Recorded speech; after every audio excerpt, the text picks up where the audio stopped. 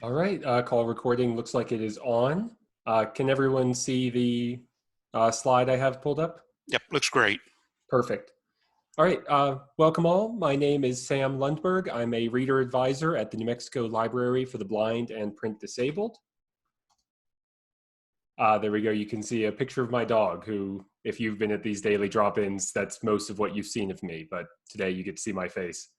Uh, Tim Donahue was going to be here joining me. He is the Reader Services and Outreach Librarian for the Library for the Blind and Print Disabled.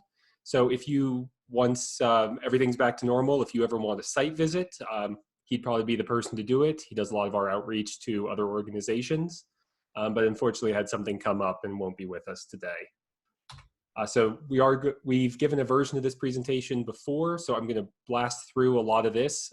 Please stop me if you have any questions at all. But I will go through this and then try and focus a lot on our BARD app, our mobile app, which given the circumstances of the day is a great way to get all of our books quickly and easily. So who we are a part of the New Mexico State Library. We're downstairs in the building there. You can come see us if you ever swing by. We are a staff of 7 people, so relatively small. And we are also a regional library of the National Library Service for the Blind and Print Disabled, the NLS, which is a part of the Library of Congress. So there is a parallel library to us in every state and DC and various outlying areas. Some states have multiple sub-regional libraries, but we serve the entire state of New Mexico.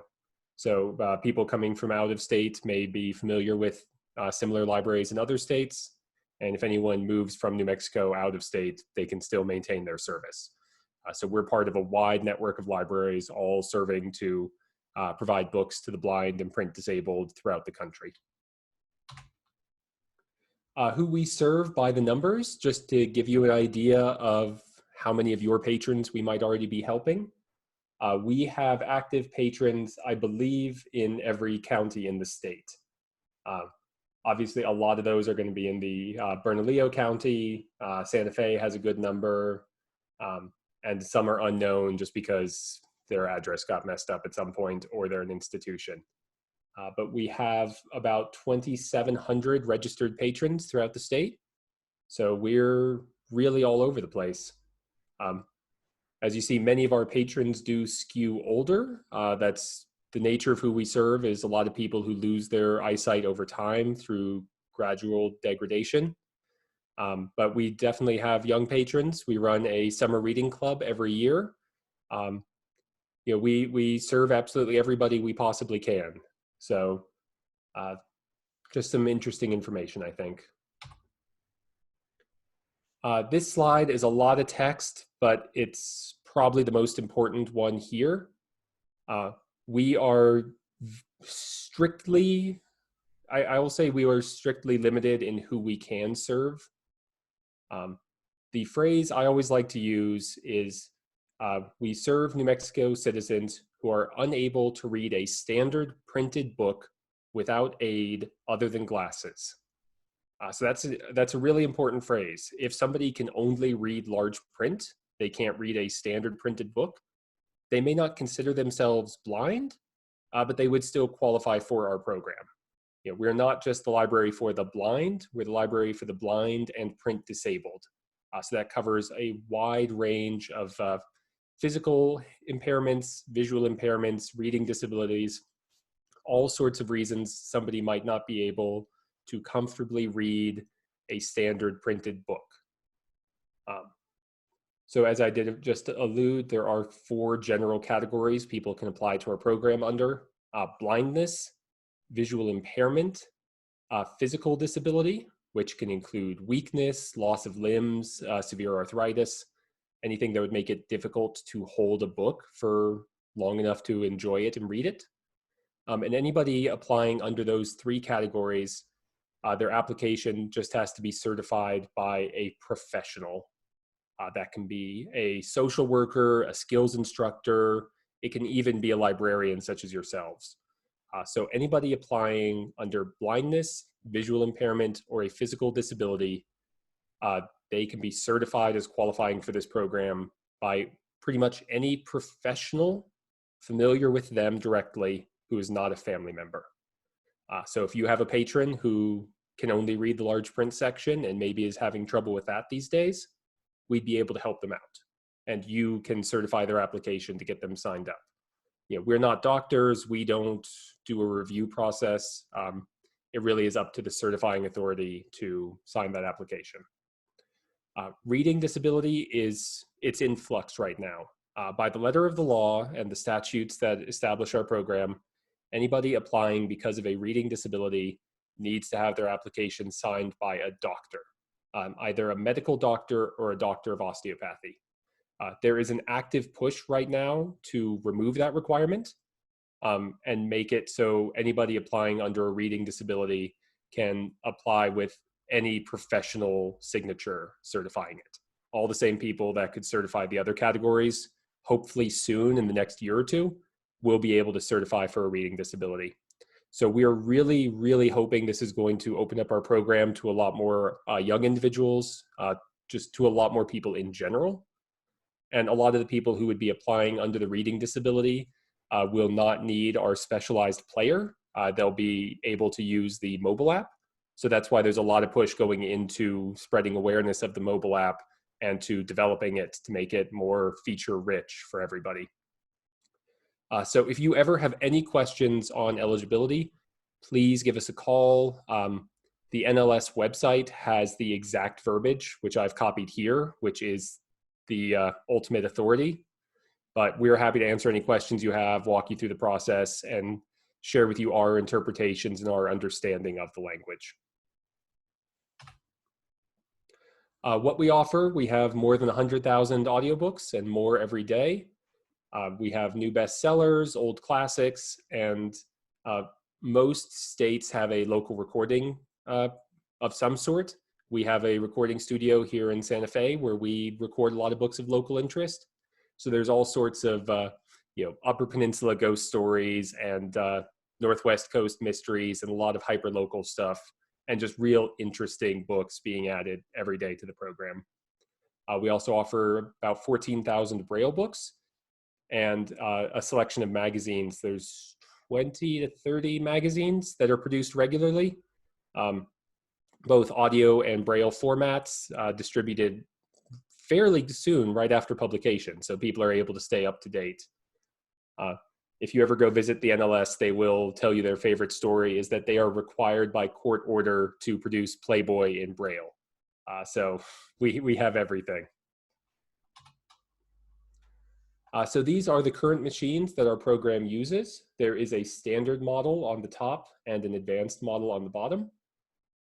These machines are designed to play the audiobook cartridges that we send out, which are basically just specially shaped encrypted flash drives. But these machines are a really impressive piece of tech. They have an internal battery life of something like 29, 30 hours. They have a drop test of 6 feet onto concrete without damage. Every button is Braille labeled and has a unique shape. The player has a built-in instruction manual. Every button is self-describing. And it comes in both English and Spanish. So there's a lot of great features that have been built into these machines. They were designed by individuals with limited or no sight to be used by individuals with limited or no sight. They're really amazing. They're the backbone of our program, and I continue to be impressed by just everything they can do. So any patron using our program, unless they're specifically asking to go mobile app only, will be sent one of these players that is theirs to keep for as long as they're with the program. So on to Bard. I'll just mention this really quickly and then we'll double back to the demo later. Steve, Bard, I've got a question. yeah. If somebody moves out of state, do they take their machine with them? Yes, all the machines come from the Library of Congress, so we would just transfer that machine to the new state when the person moves. Great, thanks. Yeah, a lot of the program has been designed to make it convenient and accessible for our patrons. including things like just taking their player with them. So BARD, NLS loves their acronyms. It stands for Braille and Audio Reading Download. It is a mobile app for iOS and Android, so it's available on most tablets and smartphones out on the market today. The two versions look slightly different, but they have all the same features. And it makes essentially every single book in our program immediately available to patrons. It does require an internet connection, but because the compression used for our audio is specially designed for voice, the files are surprisingly small. So even a relatively poor internet connection will still allow a patron to download books. And if they have no internet connection at home, they can certainly download a number of books onto their device while they do have internet, say at your library, and then take it home with them, and it will work just fine with no internet as long as all their books are pre-downloaded. So this gives them access both to the audiobooks and e-Braille. So there are refreshable Braille devices which allow you to download a file and have that transmit Braille information to a tactile display. They're not terribly common, but they're out there, and we're hoping actually to be able to lend out refreshable Braille devices from our library again in the next couple of years. You can also use the BARD website to download the encrypted audio files to a flash drive and then play them on your audiobook player that we provide. So if you don't have a smartphone or tablet that you're comfortable with, or if, say, a family member would like to select and download books for our patron, they can download the books off the BARD website and then load them onto a flash drive to play on the player. So there's some definite flexibility with this, and really just the convenience is an amazing feature, because right now if somebody wants a book, they have to call us, we'll send it out to them in the mail, and it'll arrive depending where they are in the state, and if it's over a weekend, 2 to 5 days later.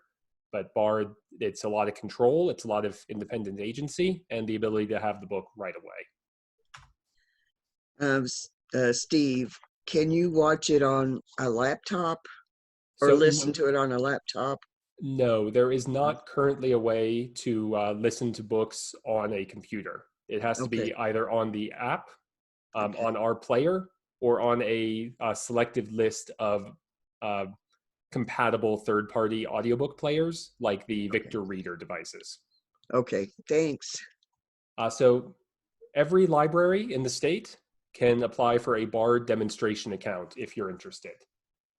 Let me pull out of this real quick. If you go to nlsbard.loc.gov, and I can try and drop that in the, I don't have access to chat right now, but if somebody could post that into the chat, it is nlsbard.loc.gov. Like I said, they love their acronyms. You can go to BARD application instructions and link to BARD application for institutions, and you would be able to apply for a demonstration account through the state of New Mexico. So you would get access to, I believe it's only 4 books, but you can download the app, you can use the BARD website. So if you have any patrons who might be interested in this program, you would be able to show them exactly how it works and even explore it yourself, just so you can be familiar and conversant.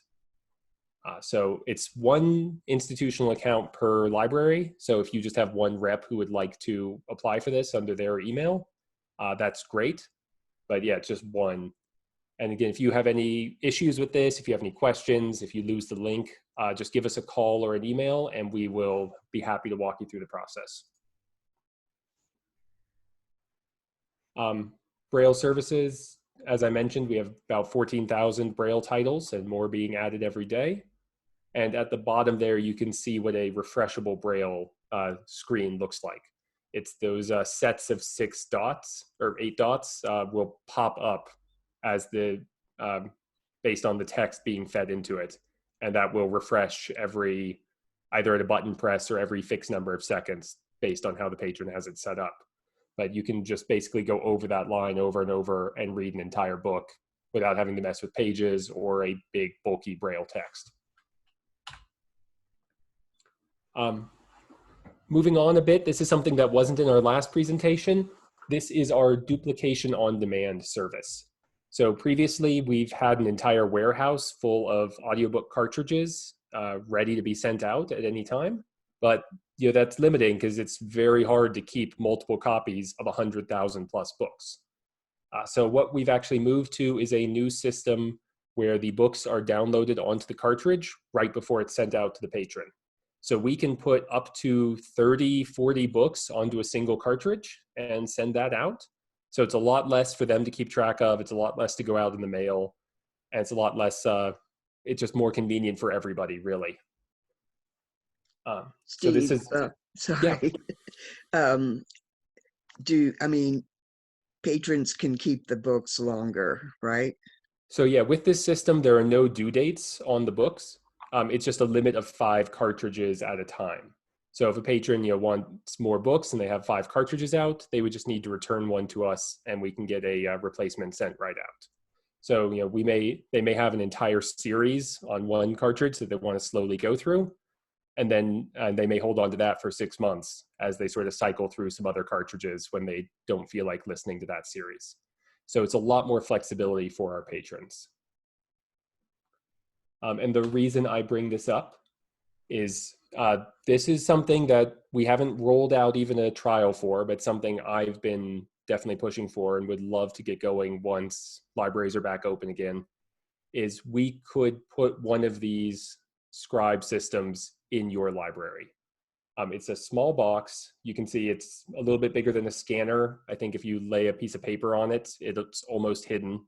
So it wouldn't even take up too much desk space.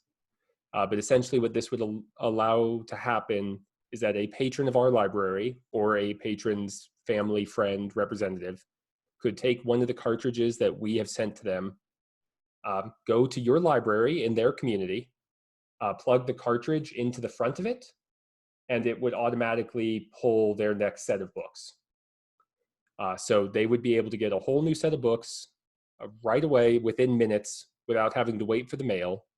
It would allow them to stay connected to their community, still using their local library. They may even still be getting large print titles from you. So this is something I would definitely be very interested in trying to test out if there are any libraries that know they have some of our patrons in their area or is just interested by this idea. We don't have any, we're not rolling this out this week or this month, but this is something to think about. And if it's something that sounds cool and interesting to you, I would love if you could reach out to me and we can talk once we're in a position to sort of make this happen. There's no real limit on the number of these machines that we could put out there. They really just need an internet connection. And since everything is working with our encrypted audio and specially designed cartridges, there's no real chance for abuse that I've been able to come up with. And it shouldn't, like I said, we haven't run even a test on this, but I think it should work fairly smoothly. Everything is indicated by the lights on the front.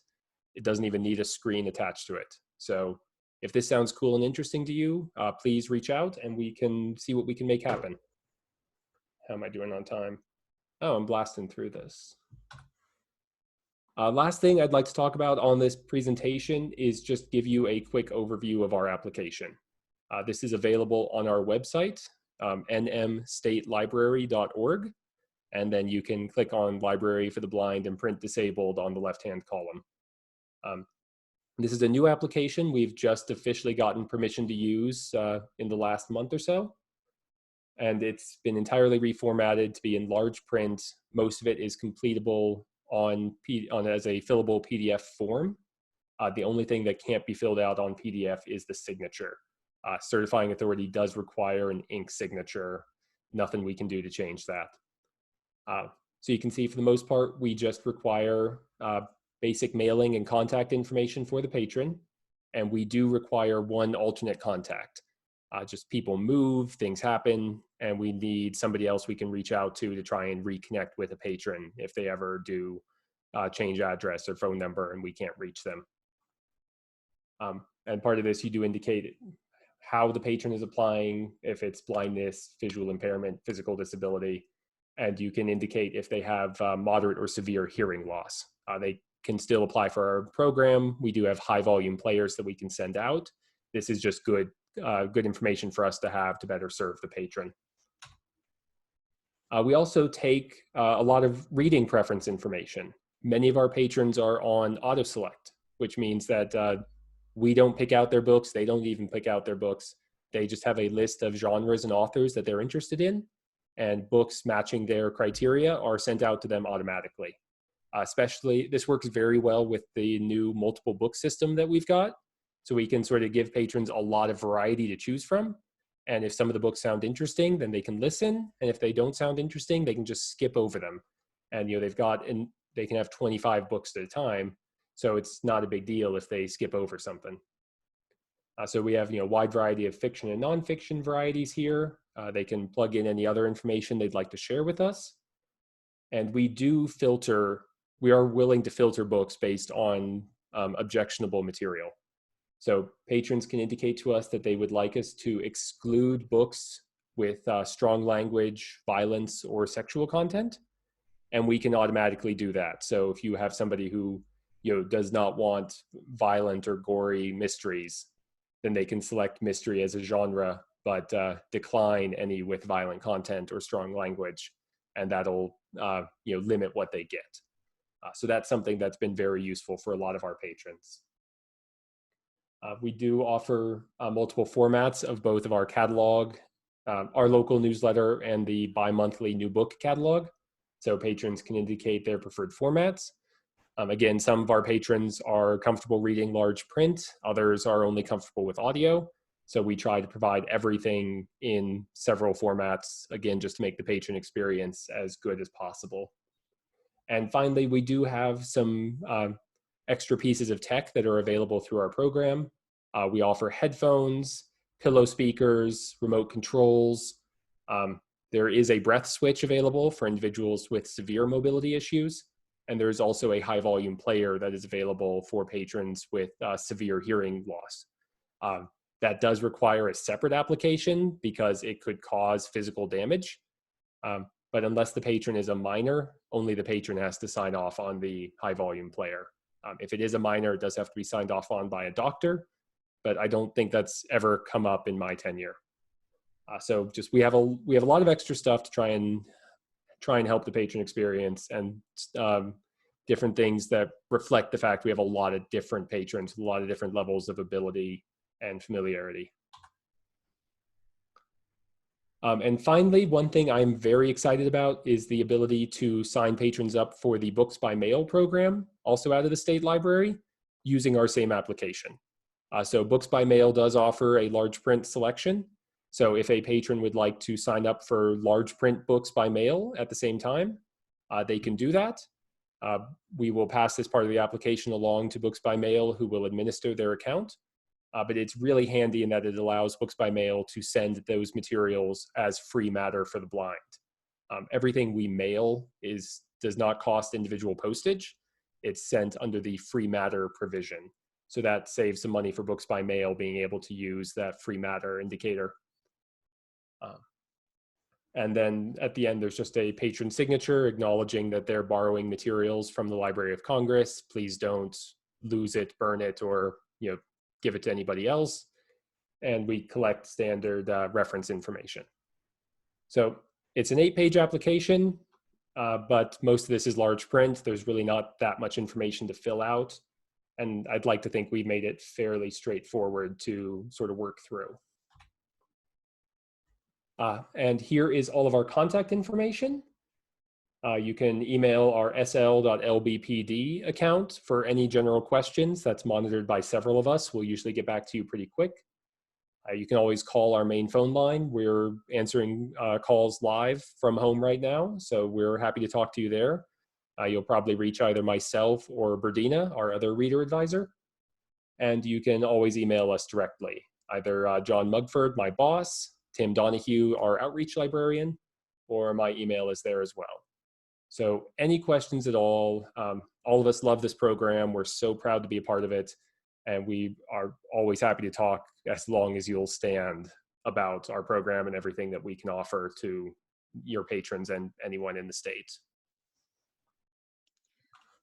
Steve, could you go back to the books by mail? Yeah. Yeah. Did you have any questions or? No. Does BBM, do they have an add in their online address? I don't know what their email address is Okay. off the top of my head. I'm sorry.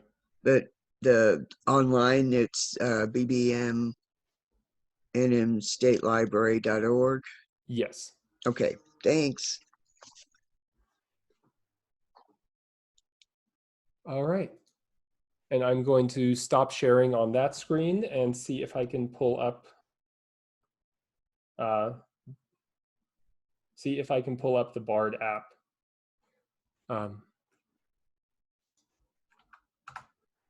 Unless anybody has any questions.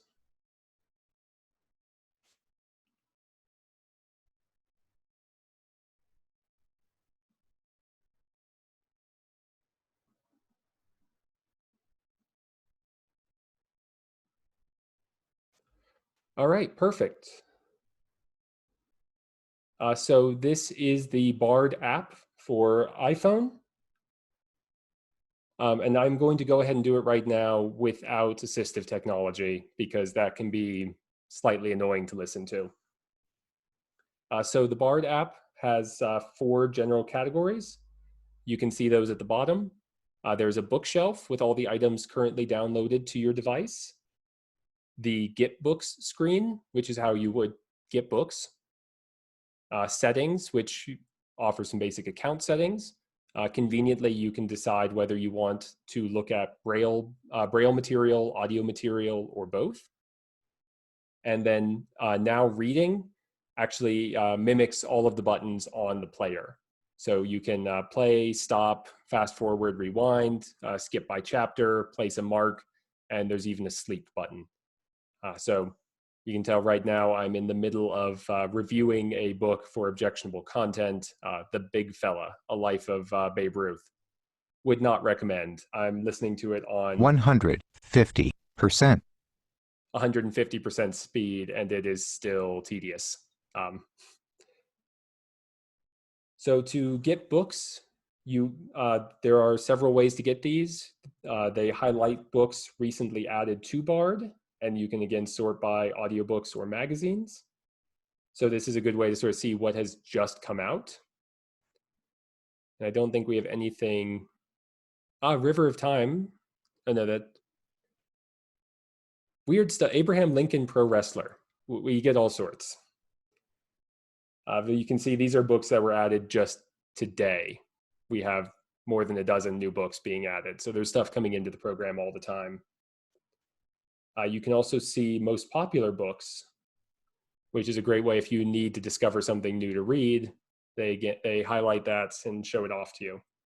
So Harlan Coben is the most popular book right now, followed by Mary Trump's book, which I believe we just got like 2 days ago.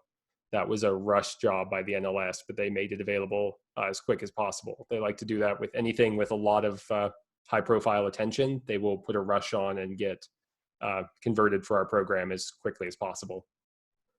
But you can see, new John Grisham, Clive Cussler is a perennial favorite, all sorts of interesting stuff.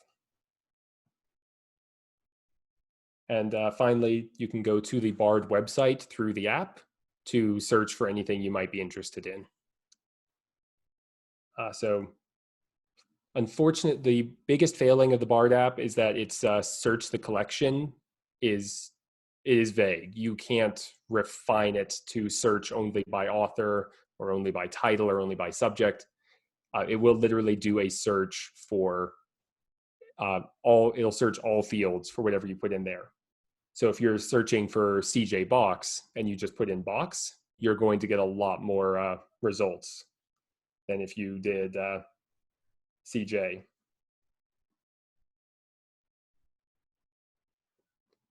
And let's see if this is happy with me.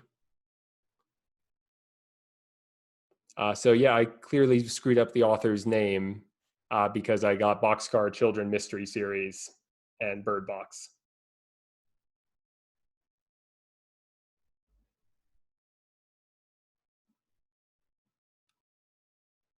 So this is probably the biggest failing of the app, and just something to be aware of is if you're searching for something, be as descriptive as you can. It'll make it the easiest to find what you're looking for. Once it does give you your results, it sorts them by alphabetically by title. So what you can actually do is go ahead and skip to 31 in the author, and that will take me down to the CJ Box books. So if I wanted to download one of these books, first thing you have to do is add it to your wish list. There's no way to download it straight from the Bard website to your device. So the downside of this is it's an extra step when you're on your phone or tablet. The upside of this is if you're more comfortable on a computer, you can log into the Bard website with your account, add the books to your wish list, and then access that wish list very quickly on your phone and download the book very quickly from there. So some of our patrons definitely have an easier time accessing the Bard website to search for the books they're looking for, and then just quickly downloading them from their wish list on the device. So I've gone ahead and added Back of Beyond to my wish list. And I'm going to use the Get Books button in the top left to back out. And wish list is that first item right there. So Back of Beyond, CJ Box. Yes, I want to download this title. And it gives me a nice little progress bar, and it should be done here in a minute, maybe. You can see it's chugging along pretty quick. Once a book is downloaded, it'll appear on your bookshelf. Again, sorted by audiobooks, magazine, Braille books, and Braille magazines, just to help keep everything straight. You can subscribe to a magazine, so you will always have the newest edition of it downloaded for you as soon as it comes out and you have Wi-Fi. And then it's just right here on your bookshelf as soon as you're looking for it. But for audiobooks, you can see Back of Beyond is still downloading. But if I wanted to listen to Norse mythology, I can just tap on it and it'll bring it right up. It does save where you left off in any other book. So if I went back to my bookshelf and went back to the big fella, you can see it saves your position right there. So it is very smart about how it manages all of your books. And I think that is the basics of the Bard app. Oh, yes, it does have a lot of random sound effects. So that was not my doorbell. That was the app telling me that Back of Beyond is now downloaded. So that's one weird thing about the Bard app is you will get random noises coming up. I think that is about all I have time for since it's already 36 and I don't want to take up all of your day. Sam, can you get the app through Google Play or the App Store? Yes, so it's available. Let me share my screen again.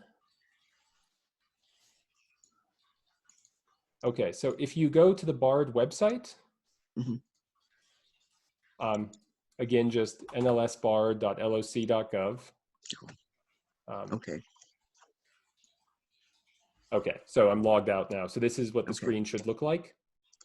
There will be a link at the bottom for Bard Mobile for iOS devices, for Android, and for Fire tablets. So yeah, it is available on the Google Play Store. The publisher is Library of Congress, and it should be a free app. And yeah, no matter what app store you're on, the publisher should always be Library of Congress, which is a good way to know you found the right app. Thank you. All right, any questions at all about our program, about eligibility, about absolutely anything? I'll just say thank you, Sam. That's really great. And anyone out there, feel free to unmute and ask Sam your question, or you can put it in the chat box. And again, any library that wants a BARD demonstration account, you can just apply for it or send us an email and we'll walk you through it. If any library wants a demonstration audiobook player and a couple of audiobooks, we can definitely do that for you as well.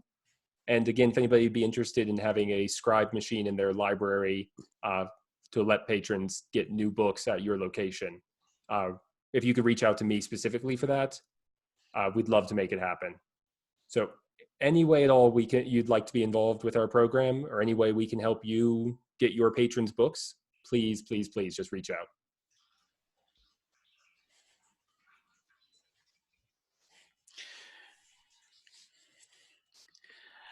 All right, perfect. Maria I look Tucker forward said to we it. want one in Santa Fe. So, and Kathleen Pickering from Berlin says, I really appreciate all this information. Thank you.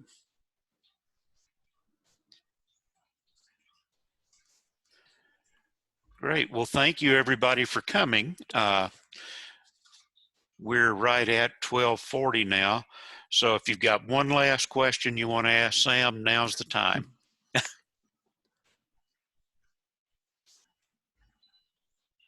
I will just sign off by saying again, blind is not a binary. It's not, we don't just serve one set of individuals. We're really here, absolutely everybody who can't read a standard printed book. So, keep that in mind and don't limit. Great. And Julia said she missed the first part, but will definitely be contacting you. All right. Thanks, Sam. I'm going to stop the recording now. Great presentation. All right. Thank you so much for coming. I really appreciate everyone coming out today.